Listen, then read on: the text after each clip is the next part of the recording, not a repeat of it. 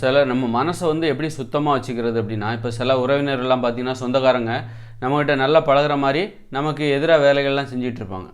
அவங்களுக்கு நம்மளை பிடிக்கல. அதனால் என்ன பண்ணுறாங்க, நம்மக்கிட்ட நல்ல மாதிரி பழகுற மாதிரி என்ன பண்ணிட்டு நமக்கு கெடுதல் செய்வாங்க.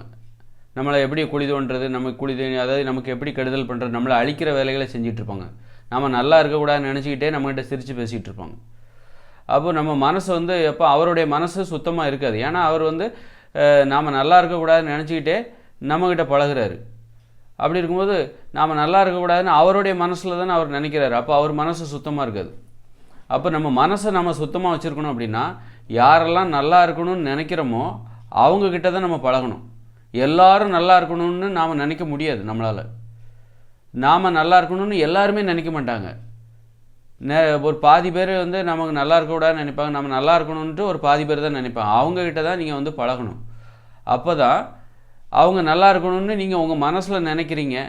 அதனால உங்கள் மனசு நல்ல மனசாக இருக்குது. இப்போ நீங்கள் யாரெல்லாம் நல்லா இருக்கக்கூடாதுன்னு நினைக்கிறீங்களோ அவங்கக்கிட்ட போய் நீங்கள் பழகுறீங்கன்னு வச்சுக்கோங்க. சும்மா வெளியில் சிரிக்கிறீங்க, ஆனால் மனசுக்குள்ளே அவங்க அழியணும்னு நினைக்கிறீங்கன்னு வச்சுக்கோங்க. அந்த அழியணும்னு நினைக்கிறீங்களா, அது உங்கள் மனசுக்குள்ளே தான் நினைக்கிறீங்க. அப்போ உங்கள் மனசு கெட்டு போயிடும்.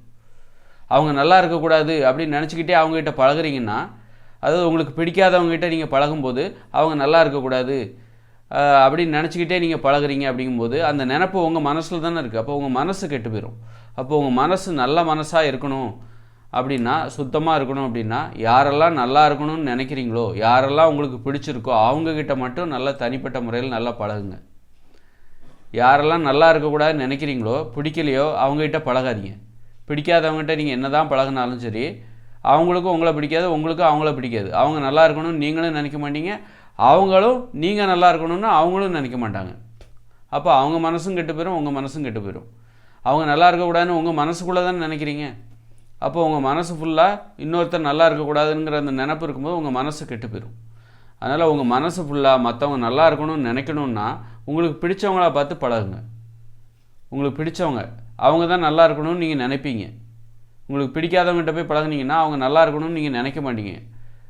அப்போ அவங்க நல்லா இருக்கக்கூடாதுன்னு நினச்சிக்கிட்டே அவங்க பழகும்போது அந்த நினப்பு உங்கள் மனசு தானே, மனசுக்குள்ளே தானே இருக்குது. அப்போ உங்கள் மனசு கெட்டு போயிடும். அதனால் மனசை சுத்தமாக வச்சுருக்கணும் அப்படின்னா, மற்றவங்க நல்லா இருக்கணும்னு நினைக்கணும். மற்றவங்க நல்லா இருக்கணும்னு எல்லாரையும் நல்லா இருக்கணும்னு நம்மளால் நினைக்க முடியாது. நமக்கு பிடிச்சவங்க மட்டும்தான் நமக்கு நல்லா இருக்கணும்னு தோணும். அதனால் பிடிக்காதவங்ககிட்ட பழகாமல் பிடிச்சவங்களாக பார்த்து பழகும்போது நம்ம மனசு ஃபுல்லாக மற்றவங்க நல்லா இருக்கணுங்கிற அந்த எண்ணங்கிறது இருக்கும். கெட்டு போகாது. மனசு வந்து